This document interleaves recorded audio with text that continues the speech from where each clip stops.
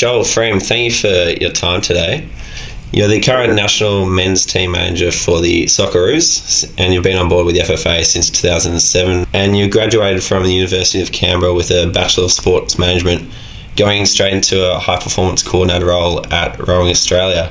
Leading into that first position, what experience did you have at the time, and what feedback did you get after you went for the interview and they said, yes, Joel, we'd love to have you? Yeah, I had minimal experience at that time in the field as part of our degree, and probably the best part of that degree is we had to do some work experience throughout our 3-year placement, and Rowing Australia was one of those. And I think at the time, and since my career in sport, when you're in a governing body, you tend to lean on the people that you've got experiences with or that you've had in under those programs. And sort of the feedback I got from the interview was that I knew the office, I knew the sport, I knew the people, and considering it was an entry position role at that time, that they were happy to proceed with me, and sort of started my journey in the industry. So during your time at Rowing Australia, what did you do to make sure that you really made the most of your time there? I think with any job, it's long hours, it's hard work. In the sporting industry, it tends to be a little bit under-resourced at times. So yeah, I pride myself on just a lot of hard work, attention to detail, wanting to progress your career as well, and be vocal about that, and make sure that you take up any opportunities to take on extra pieces of work or work with teams above that I was originally allocated to, and then through impress people with the industry and look for that next step and the next challenge. So when you were awarded the position of high performance coordinator, what did that role actually involve? Yeah, so I was working a lot with the youth teams in rowing at the time, and then a little bit with the senior teams. So obviously they're an Olympic sport. A lot of the stuff was based around camp programs and national championships, so helping to, administer those camps. So you're talking flight bookings, international tours, domestic camps, communication with coaches and athletes, making sure obviously all the equipment was from A to B, making sure the athletes and coaches had their personal equipment. Obviously you've got a storage facility, so you're working out of there frequently as well, and then just being on the ground when those camps and tours are on the road. That's probably the best part, watching it all come to life and getting on the ground and seeing athletes work and try and succeed. What were some of the main takeaways you were able to get from that first full-time position? I think for me was they were very budget conscious there, which was put me in good stead into the next role, because obviously the higher I came up, the bigger that number was that I had to manage. So that gave me a good grounding back then. They're an Olympic sport, so a very privileged sport, very proud sport, and it sort of just gave me that opportunity to have a look at something else outside of a sport that I would typically be involved in or interested in. Mainly followed cricket and football growing up as a kid, and have never rowed a boat in my life. So it just gave me another appreciation for, I guess, being able to handle the role and logistics of a sport that I had nothing about, and within 6 months I sort of had a great handle on it, and I could move on to any other sport post that with the confidence that I could fulfill a role. So how did the position at the Socceroos come about? I was doing a lot of assistant team manager roles with them over a sort of, a 6, 7, 8 year period. Was that at the same time that you were with Rowing Australia? No, so in 2007, the board member from Rowing Australia was the National Performance Manager at Football Australia, and another coordination role had come up here at the offices in Sydney at FFA. I was from Sydney originally, and football was my passion, so I'd spoken to that high performance manager about moving up here if anything became available, and in any department at FFA, whether it was community, coach ed, anywhere, but it happened to be in the national teams department. So I took up a coordinator role here again, and then quickly moved into sort of actually becoming a team manager with our under-17 Joeys, and then I'm from there working with the Socceroos. My next step was with the Matildas as a team manager, and then finally just before Brazil, the team manager at the time left for the Socceroos, vacated the position, and Ange Postacoglu and Luke Castley asked me if I would like to do it, and I took it on Right before Brazil, 2014, literally 6 weeks, I think, before we were due in camp. How is that? It was, mate. Yeah. So how did that team manager role compare to your first role as a coordinator at Rowing Australia? Well, I think at Rowing Australia it was more about the nuts and the bolts, and getting teams around and individuals around and making sure people were looked after. And then I guess at the Socceroos level, I quickly worked out that it's that plus, I guess, the business side of sport. So you've got the media, the commercial, the marketing. I was probably dealing with athletes and coaches that were on a lot more money than rowing. And so just the business side, I guess, of sport really kicked in, and I didn't have much of an experience at that time, although I was exposed to it as an assistant team manager. I really didn't have to make decisions or monitor or have an input in those areas. So I guess the World Cup, it gave me a glimpse of that. It's something that's probably more out of control at the time because we're under the FIFA banner at that tournament, but then slotting into the World Cup qualifiers pretty quickly, you're sort of on your own again and looking after your own team. So that was probably the biggest step up, going from that first role with Rowing Australia, and I guess my time at FFA until that point had been relatively similar until I moved into that Socceroos role. Working with an international team, I would imagine, would be very different to working with a club side in that you don't have a match week to week to prepare for. Given that, what does your day-to-day look like during a regular year? Yeah, for me, I guess we don't have that week-to-week game, but we travel to exotic locations like Honduras, Kyrgyzstan, Tajikistan, places that most people would probably never go in their lifetime, let alone for a game of football.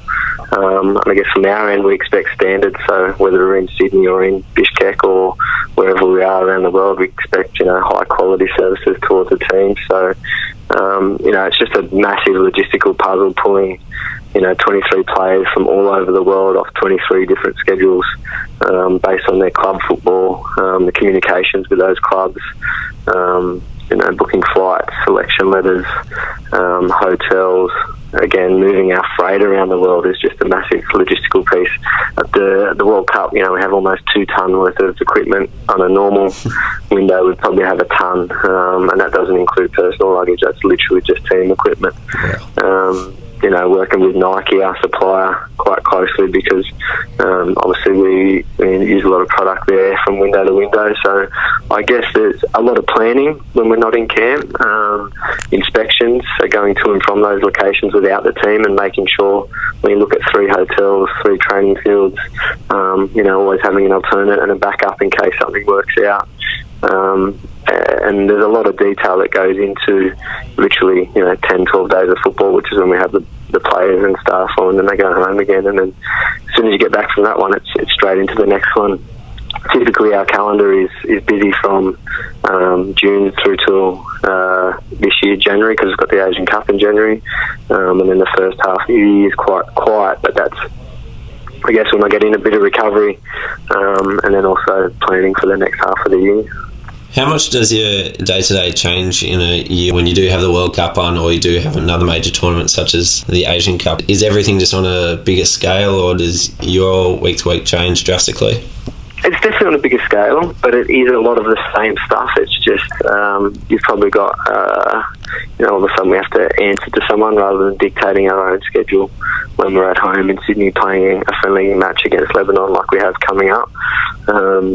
But in saying that, in a World Cup, you get so much more support to. You've got the LOC, local organising committee, on ground in the country that you're going to, whether that be Russia, Brazil, or UA about to come up, and they're always fantastic at making sure teams are looked after, and that's the role they play as team services. I think once you get experience going to these tournaments once, twice, it becomes a little bit the same, which makes it a lot easier as well. I say to our youth team managers that they might have done an under-17s championships, but they could almost walk straight into a Socceroos Asian Championships also, because there's a lot of parallels and similarities between those tournaments. Probably the biggest side being that business side that we spoke about before, with the commercial and sponsorship and media. But in saying that, then I've also got a media manager and guys that help me in those areas as well. I'm not solely responsible for it. So the day-to-day stuff does change a little bit. in terms of doing a lot of paperwork and administration for those governing bodies, but they also give you a lot of support to make that happen. What about the 2 weeks of the group stage, or after if you're successful? What does that look like, moving around a country like Russia or Brazil and trying to manage 2 games within the space of 5 days? The support that you receive on ground is fantastic, and we sort of increase our staffing internally as well. So I'll go away shortly without an assistant team manager, but I'll go to a big tournament with an assistant team manager. So he'll do an advance on the next match for us. So, we'll just play France in Kazan, and then he already goes straight to Samara to do the next game to make sure everything's ready there, set up, and the team can just slot straight in. And that's important for us because, as I said before, we've got standards, and no matter where we are in the world, the players, staff, myself, we all expect that all our requirements are ticked off and ready to go to allow ultimately the team to perform on the pitch, because that's what we're there for. So when you go to a World Cup, you're talking charters, flights are dedicated to the team. Straight after the game, you're straight to the airport. You're not going through passport checks or anything like that. The buses going airside straight to the plane, the equipment straight on it. You're straight up as soon as the door's shut, straight down the runway, and off you go. And that's all part of that high performance stuff, and making sure that athlete recovery we're talking about now post game is spot on, and working with our sports science guys to make sure that it happens. So although that tournament is it's a big thing, 2 games in 5 days, as you say, we've just got more people around us to make sure that things are seamless. From the outside, any sort of role with a national team competing at an event such as the World Cup looks pretty glitzy. Is this the case, or is it a bit more nitty-gritty? Look, at the end of the day, there's nitty-gritty. Work is work. But come match day, I don't think I'd rather work anywhere else. I mean, it's a privilege to work for your country at those tournaments. I think I could do one, or I could do 20 World Cups, and it would still make your hairs tingle during the game, and especially just to be involved and see what's going on inside the team, and hopefully play a role in some success on the pitch. If I go back to the Asian Cup in 2015 on home soil, it was just it doesn't matter how hard you worked. And look, I won't lie, sometimes the Brazil World Cup, especially because of certain external factors, I'd probably go to bed at 2 o'clock in the morning and you're up at 6, and that's for 30 to 45 days straight we're in camp. So it just made it all worthwhile by that match day experience and trying to help the guys achieve. Yep, no, I'd certainly second that. I was previously thinking of going to Qatar and looked at it and thought, no, we're not just in Qatar, but you're certainly right, that the feeling that you get at the World Cup is unparalleled to anything else. Yeah, I agree, mate. I went to my first one in 2006 as a punter with my best mate, and look, they got two very different experiences, and I'm glad I've had both of those. I guess I can go as a punter at any time, but I'll sort of cherish this while I can. It's unless you've been there, it's really hard to explain to someone as a punter or as a worker how good it actually is. If you're a football fan, it's the top prize, and it's just great fun, even outside of match day, and the way how happy people are. Everyone's talking about football. There's other games on every day, especially during that group stage where you've got 3 games. You work in the morning, and the whole afternoon you're trying to catch as many games as you can while still doing your stuff, and it's just a great time. Yeah, no, it certainly locks in your afternoon, which is great that we found. In your role, you've obviously got to be extremely organised for all the logistics, but also how important is your relationship with the players?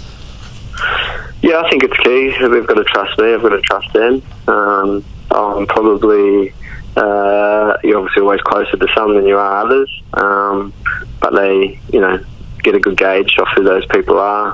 At the end of the day, we actually live with these people. Most people just do 9 to 5 or whatever it is and go home. We do 9 to 5, plus we eat 3 meals a day together at the same time. Soccer's very much, if breakfast is at 9, everyone has to be there at 9, 1 and 7:30 at the night. So players or staff, you become very close to people just because of how much time throughout the year, and when that's 2, 3, 4 years building, time you spend with each other, you watch these kids grow. Some of the guys like Trent Sainsbury, Bailey Wright, I first met them at 14 when I was looking after the Joeys, and they were in that under 16s, 15s team, and now they're in the Socceroos. So I've actually known them for 10, 12 years quite well. And it helps, I think, professionally. That our guys are fantastic to deal with. I mean, you hear of other teams, there's a lot of egos, and I think with our guys, they're quite grounded.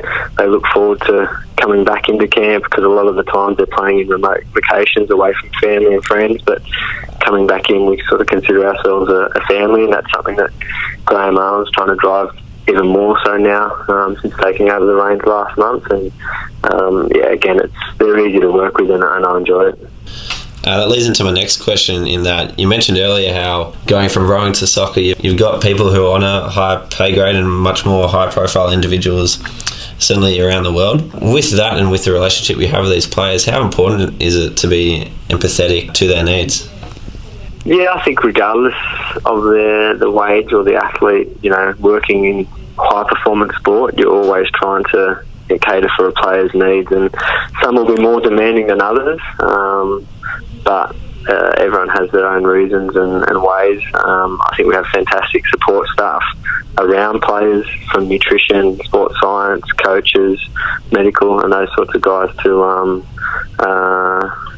look after these guys. So we all work together to make sure that those needs are catered for. And when we're travelling, some of these guys will play on Saturday in England, be in Australia on Tuesday morning, and have to play a World Cup qualifier on Thursday, travel back up to the Middle East for another game on Tuesday, and then back onto their clubs the following Saturday. I mean, it's just unheard of in world sport to a degree. So we have to be on our game in that area and have world's best practices and world's best peoples in those positions to make sure that those guys are able to perform.